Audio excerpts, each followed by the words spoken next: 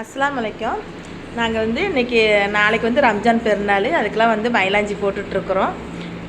நாள் நைட்டு வந்து எல்லாம் மயிலாஞ்சி போட்டுட்ருக்குறோம். இலை மயிலாஞ்சி தான் நாங்களாம் வைப்போம். அந்த மாதிரி இலை மயிலாஞ்சி வச்சிட்ருக்குறோம்.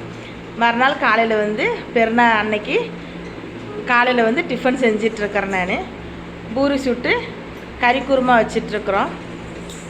பூரியெல்லாம் ரெடி பண்ணிகிட்ருக்கிறேன். எல்லாம் தொழுது முடிச்சுட்டு எல்லாம் ஆம்பளைங்களாம் தொழுகு போயிருக்கிறாங்க. நாங்களும் எல்லாம் தொழுது முடிச்சுட்டு சாப்பாடு செஞ்சிட்ருக்கிறேன்.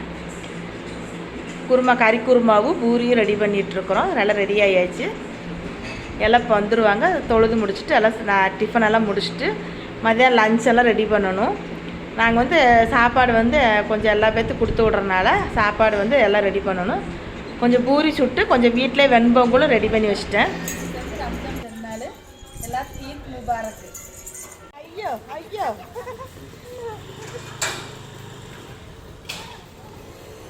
சாப்பாடு வாங்க போகலாம்.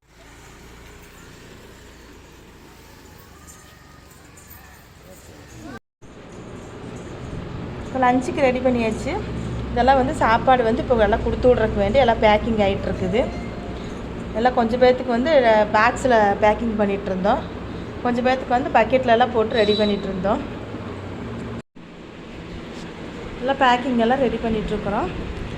எல்லாம் தயிர் சட்னி, சில்லி பொரித்து வச்சுருக்குறோம். அதுக்கப்புறம் வந்து சிக்கன் கிரேவி, பூசணிக்காய் அல்வா எல்லாமே வந்து ரெடி பண்ணிவிட்டு கொடுத்து விட்றதுக்கு வேண்டி எல்லாம் ரெடி பண்ணி கொடுத்து விட்டுட்ருக்குறோம். அதுக்குள்ளே வந்து என் பேத்தி பாருங்க தட்டில் பிரியாணி போட்டு எடுத்து சாப்பிட்டுட்ருக்குது.